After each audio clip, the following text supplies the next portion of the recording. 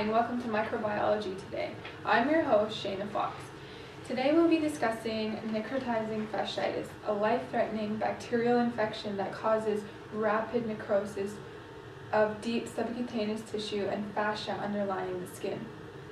In 1952, Bob Wilson was the first to describe the signs and symptoms of facial necrosis and proposed the term necrotizing fasciitis.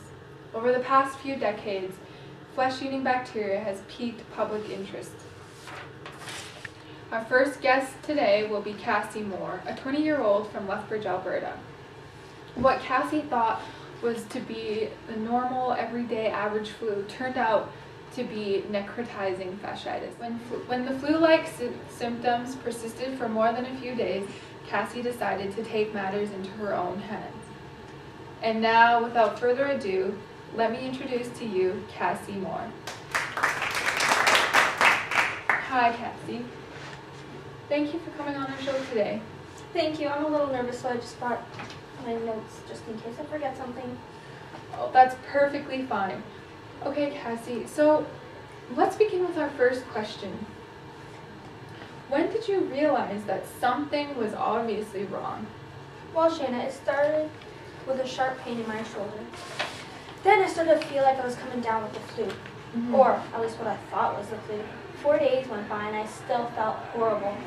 Like, honestly, flus only last a day, not 4 days. For me, anyways. I don't know about anybody else. But there was like a fever, really high fever too. Chills, nausea, it all persisted for the 4 days. And so I noticed, a dark bruise forming on my shoulder, so I knew something wasn't right. So what did you do then? Well, I went to see the doctor, of course, and he assured me that it was just a bad case of the flu and I might have just pulled a muscle in my shoulder. It was nothing to be concerned about. Then he gave me some pain medication and suggested I take some gravel to deal with my nausea. Like seriously, if I was going to be told to stay home, and I would have just taken some ibuprofen. Right. So tell me, what happened when you went home? You would not believe the amount of pain I was in. It was unbearable. When I woke up the next morning, the bruise was twice the size. It was filled with blood and fluid everywhere. I was so weak that I knew I had to call the ambulance. Immediately rushed to the hospital where they started me on an IV and began a series of tests to see what was wrong at the time. I was seriously worried that I was going to die. Wow, Cassie, my heart goes out to you. Seriously. Thanks. Okay, now let's bring out our next guest, Sarah Schmidt, microbiology professor and renowned author of Necrotizing Fasciitis, the Killer Disease.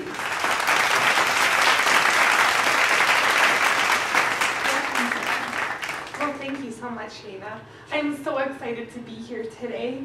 I just have so much information to share. It's so exciting. So if I start to talk just fast, just please stop me and tell me. I just get so excited about infectious bacteria.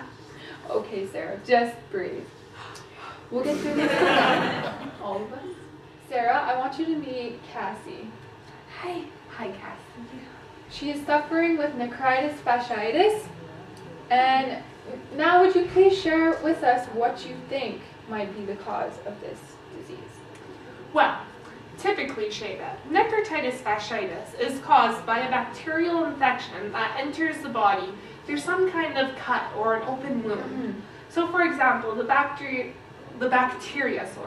could enter through like a burn or a cut or a bite or even a subcutaneous injection.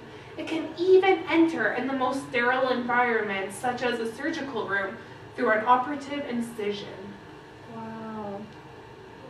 You know, now that you mention it, I did have a cut on my arm. Please enlighten us on this tiny, invisible bacteria that causes this flesh-eating disease. Well, Shayna, it actually is not caused by one single microorganism. It can actually be like multiple microorganisms working together. For example, Group A streptococci and staphylococci cause many cases of necrotizing fasciitis. Clostridium is also a cause that is especially found if there is a gas that is found in the infectious tissue. Most of the bacteria that cause necrotizing fasciitis can produce toxins that inhibit the immune response, damage or kill tissue, produce tissue hypoxia, dissolve connective tissue, or do even all of them. So in polymicrobic infections, one bacterial genus may produce one toxic factor, while different types of co-infecting bacteria may produce other toxins that disintegrate damaged tissue cells or connective tissue. Fascinating, Dr. Schmidt. Now please tell us, how is this condition diagnosed?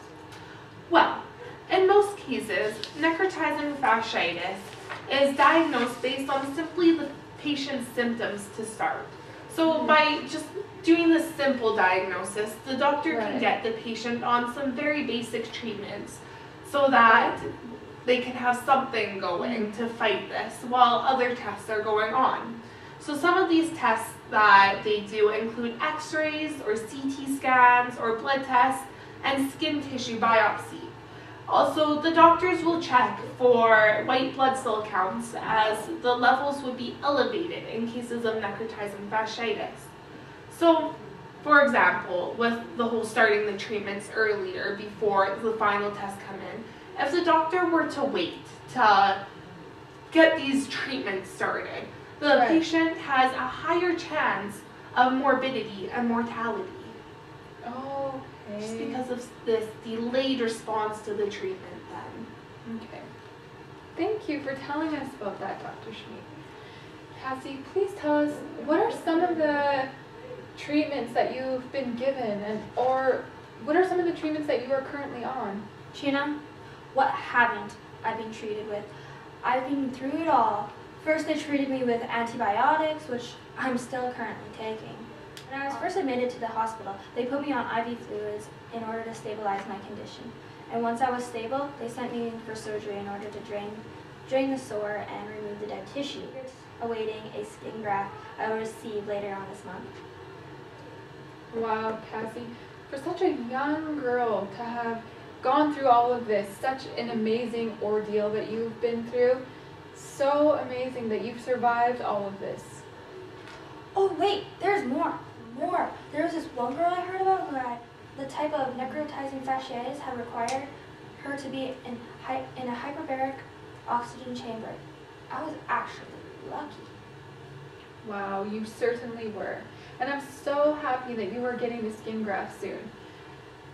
It'll be such a blessing for you. Did you know that they're taking it from my butt? Do you know, what do you think my butt? Okay. Thanks for sharing that, Cassie. Thank you both so much for coming on our show today. Thank you for sharing your amazing story of survival, and thank you for sharing your valuable information. You are so welcome, Shayna. Oh, no problem. Thank you for having me today. At any time.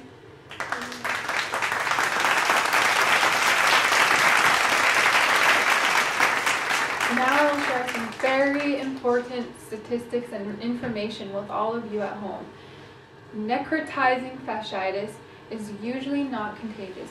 However, it is possible for uninfected people to physically come into contact with some patients with the disease and become infected with an organism that may eventually cause necrotizing fasciitis.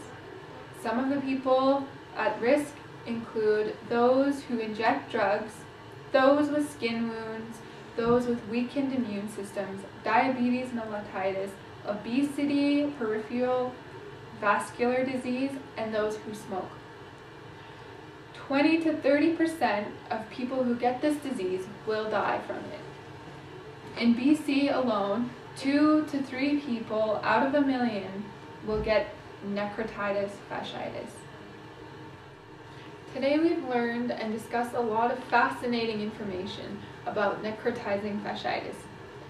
Early diagnosis and treatment of NF is imperative for patient survival. So all of you out there, no matter who you are, please do take note of the signs and symptoms. Thank you for watching Microbiology today.